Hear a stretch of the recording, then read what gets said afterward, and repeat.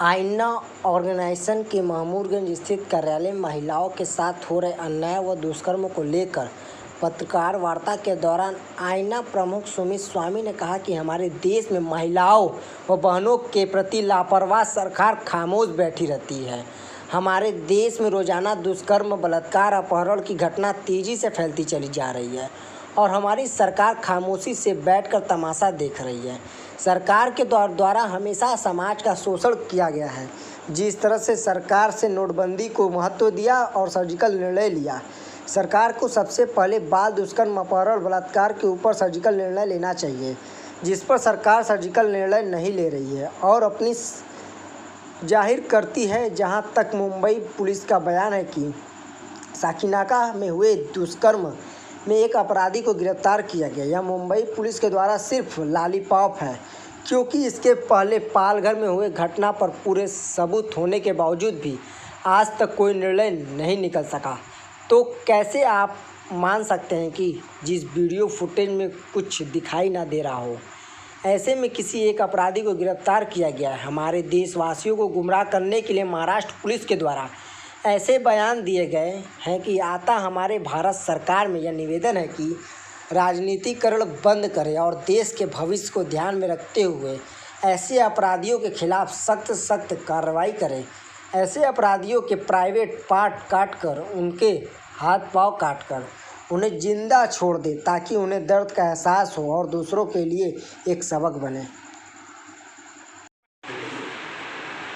आज जैसा कि हम सभी जानते हैं, हमारे महाराष्ट्र में एक महिला के साथ ऐसी दरिंदगी, ऐसी हैवानियत की गई है जो हमारे पूरे समाज को झकझोर के रख देती है।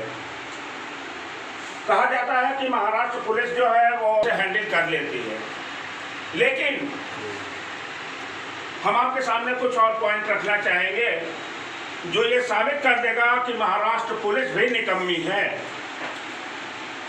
जो वीडियो फुटेज कल परसों में वायरल हुए हैं उस महिला की दरिंदगी के, उस वीडियो फुटेज में कुछ भी साफ नजर नहीं किया और वहां पे नृशंस हत्या हुई।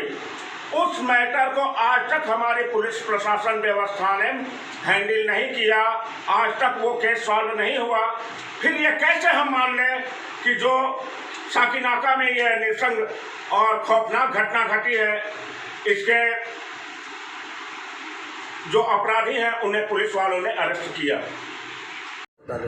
मैं सुमित स्वामी, आईना ऑर्गेनाइजेशन राष्ट्रीय अध्यक्ष। सुमित जी, आज किस प्रकार की पत्रकार वार्ता बुलाई गई, क्या उद्देश्य? आज की पत्रकार वार्ता हमने इसलिए बुलाई है क्योंकि हमारे महाराष्ट्र के साकिनाका में एक जघन्य अपराध हुआ है। एक ऐसा अपराध हुआ है जिसके खौफ में हमारे देश की माताएं, बहनें, बहू, बेटियां आज घर से निकलने में भी खौफ खा रही हैं। ऐसी घटनाओं के ऊपर आज मैंने ये प्रेस कॉन्फ्रेंस बुलाया हुआ है। क्या मांग करते हैं सरकार से आप? हम सरकार से ये मांग करते हैं कि जिस तरीके से सरकार 10 साल 15 साल केस चलाती है, जनता को लॉलीपॉप दिखाती है और 15 साल बाद किसी न किसी को फांसी की सजा सुना करके सेलिब्रेट करती है, ऐसे वाहियात काम ना हो। मैं फांसी की सजा के सख्त खिलाफ हूँ।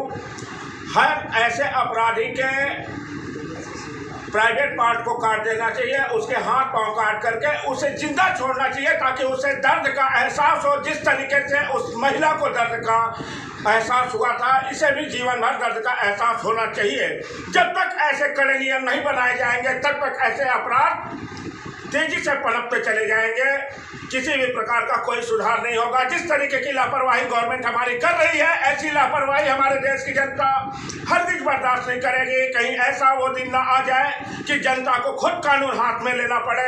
इससे पहले हम प्रशासन से, अपनी सरकार से ये दरख्वास्त करना चाहेंगे कि ऐसी घटनाओं पर गंभीरता से विचार करें और सर्जिकल निर्णय लें। धन्यवाद।